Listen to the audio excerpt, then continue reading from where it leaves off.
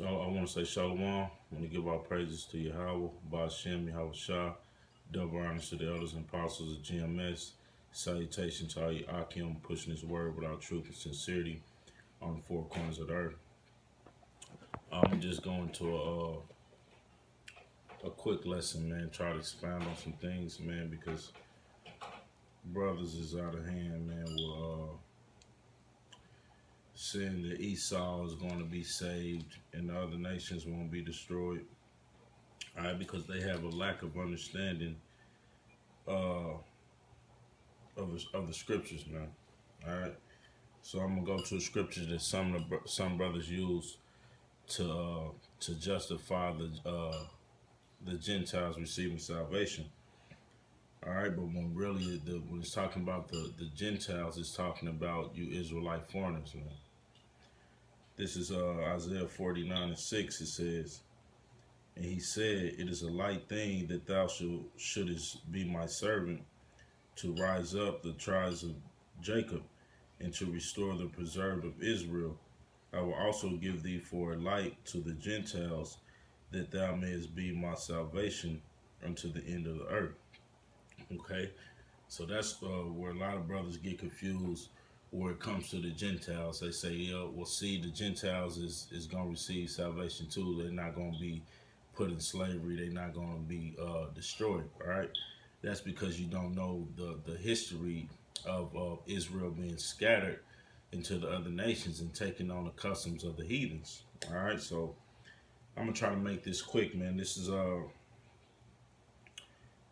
Isaiah 11:10. It says, "And in that day the Lord shall be a root," Salaki. "In that day there shall be a root of Jesse, which shall stand for an ensign of the people. To it shall the Gentiles seek." It says, "Into it shall the Gentiles seek." So we'll just read on down and talk, explains on who those Gentiles are. And it says, "And his root and his rest shall be glorious. And it shall come to pass in that day that the Lord shall set his hand again the second time to recover the remnant of his people, which should be left of Assyria, and from Egypt, and from Pathros, and from Cush, and from Elam, and from Shinar, and from Hamath, and from the isles of the sea. And he shall set up an ensign for the nations, and shall assemble the outcasts of Israel." Okay, so those Gentiles that he was talking about, he just described them as being the outcast of Israel. All right, how you become an outcast of Israel? You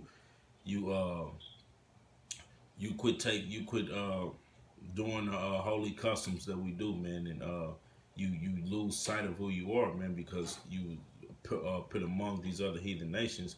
You start following after their gods, man. All right, so you became an outcast of Israel, man. Then it says, "And gathered together the dispersed of Judah from the four corners of the earth." Okay, so as Israel was scattered, he was going to gather the dispersed of Judah, man. And I want you to remember that word dispersed, man. I'm about to go to this is John 7:35. It says, "Then said the Jews among themselves, Whither will he go, that we shall not find him?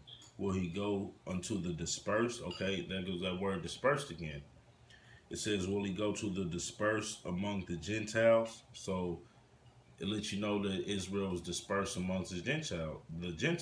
But what did they call the dispersed of Israel that was amongst the Gentiles? It says, "Will he go to the dispersed amongst the Gentiles and teach the Gentiles?" Okay, so if he's going to the dispersed amongst the Gentiles and teach the Gentiles, what did that tell you? That it was the outcast of Israel was called Gentiles. All right. So a lot of brothers get it confused when they see salvation come onto the Gentiles. It's talking about them Israelite foreigners, man, who had no clue that they were that they were Gentiles, man. All right, I'm gonna try to make this lesson quick, man, because Salaki, if you hear my kids in the background, man, I'm trying to watch kids and do a video at the same time. But this is James 1:1. It says, James, a servant of Yahweh and of the Lord Yahweh Shah, to the 12 tribes which were scattered abroad, greetings. Scattered abroad, Salaki, greetings. Okay, so the 12 tribes were scattered abroad, man. All right, we were scattered amongst all nations. All right, so when these letters went out, when these letters went out, man, it was going out to the dispersed, man, to those Israelites who didn't know that they were Israelites, man. All right, and to those who knew they was Israelites, man. This why it says the 12 tribes scattered abroad, man. Then I'll go to this is 1 Corinthians 12:2. It says, ye know that ye were Gentiles carried away unto these dumb idols, even as ye were led. Okay, so this was Paul's letters. He was writing to the Israelites that was in Corinth. Then he says, ye know that ye were Gentiles carried away into these dumb idols. So that's what made them Gentiles, man. That's what made the dispersion of Israel Gentiles, because they was carried away unto dumb idols, man. Okay, so that's where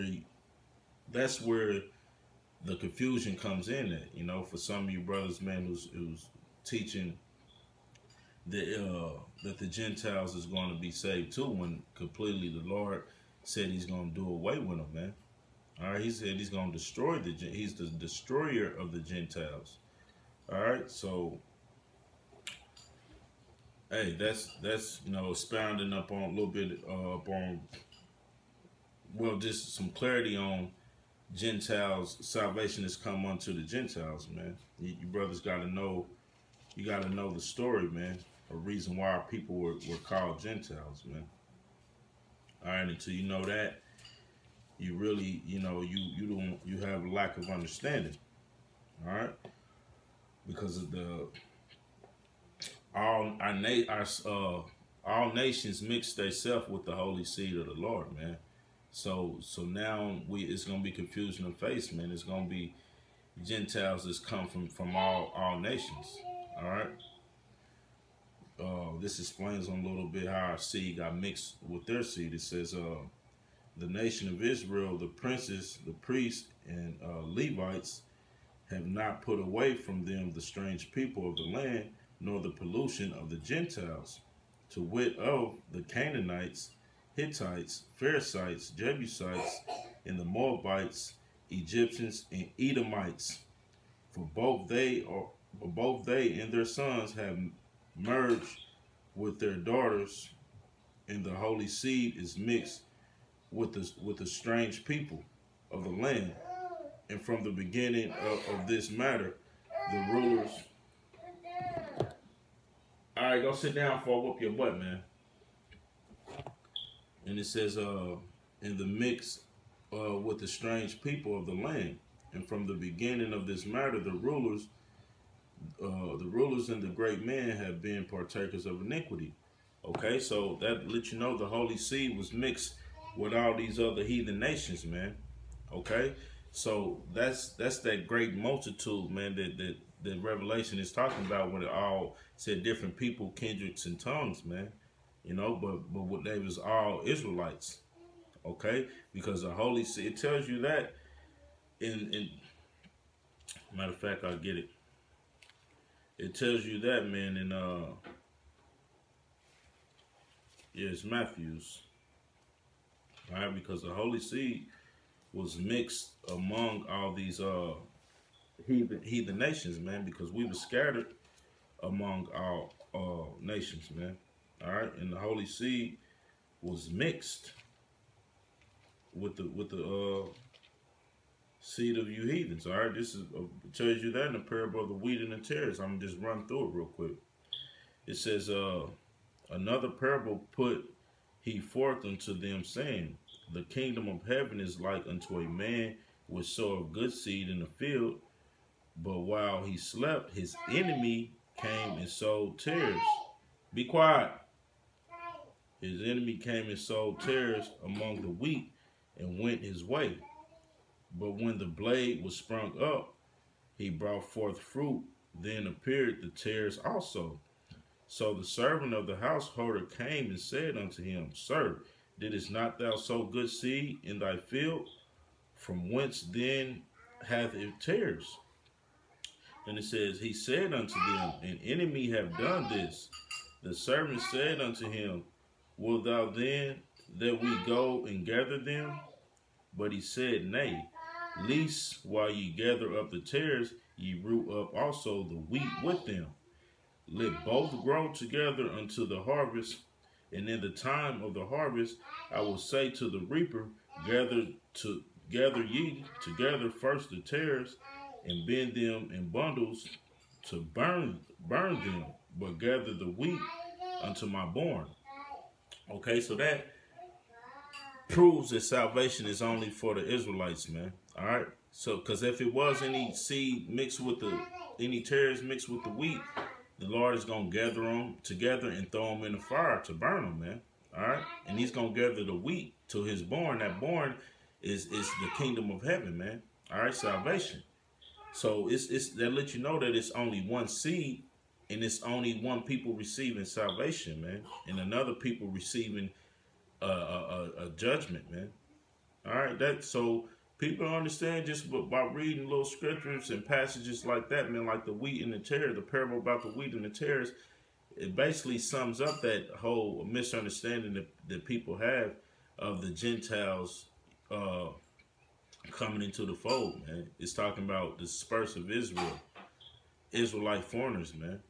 All right, because if the heathen and the Gentiles are going to receive salvation, okay, you have to ask yourself, what was explain Obadiah, okay? Break down the book of Obadiah if the heathen nations is going to receive salvation, man.